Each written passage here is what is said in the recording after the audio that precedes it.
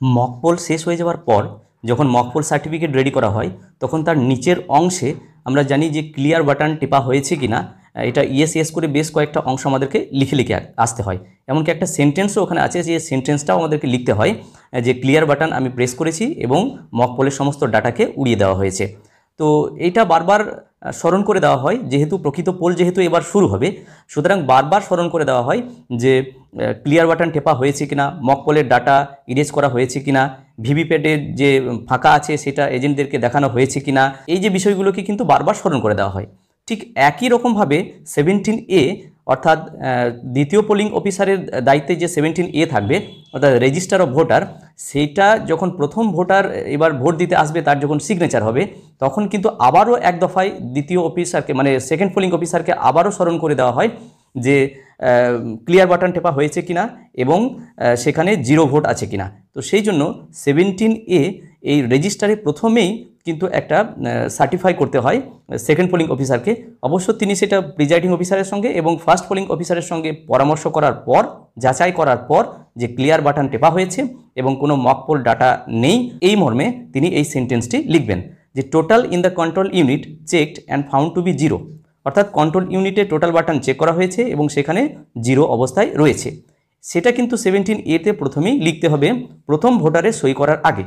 এখন ব্যাপার হলো যে এখানে লেখার তো জায়গা নেই, তো আমি এখানে দেখাচ্ছি বিষয়টা, ছবিটা ভালো করে ওঠেনি তবু আমি দেখাচ্ছি।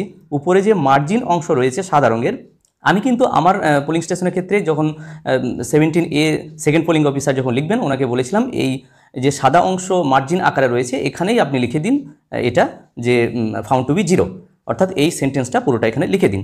তো আমি কিন্তু এই জায়গাতে লিখে দিয়েছিলাম। তো এরপরে এবার প্রকৃত ভোট শেষ হয়ে যাওয়ার পর যখন আর কোনো ভোটার থাকবে না, ভোট শেষ হয়ে গেছে, তখন কিন্তু 17A-তে লাস্ট সিরিয়াল নাম্বার যেটা হলো অর্থাৎ ভোট যেটা শেষ হলো সেখানেও কিন্তু এক দফায় আর একবার একটা সার্টিফাই করতে হয় যে আর কোনো ভোট নেই, আমার লাস্ট সিরিয়াল নাম্বার এত, এইটা কিন্তু লিখতে হয়। তো সেখানে পরপর দুটো পয়েন্ট করেও কিন্তু এই কথাগুলো আমি লিখেছি। তো সিরিয়াল নাম্বার 1 সেখানে লেখা হচ্ছে last serial number of 17A register is এত, অর্থাৎ যত শেষ ভোটার যত নম্বর সিরিয়ালে ভোট হলো সেই সিরিয়াল নাম্বারটা, এবং 2 নম্বর যে time of close of poll অর্থাৎ কোন সময় ভোট শেষ হলো সেই টাইমটাও এখানে লিখতে হয়। তো এই দুটো অংশ কিন্তু এখানে লিখে দেওয়া হয়েছে। তারপর কিন্তু প্রিজাইডিং অফিসার সেখানে সই করবেন এবং 17A যেহেতু সেকেন্ড পোলিং অফিসারের দায়িত্বে রয়েছে সেকেন্ড পোলিং অফিসার সই করবেন এবং পোলিং এজেন্টরাও ওখানে সই করতে পারেন।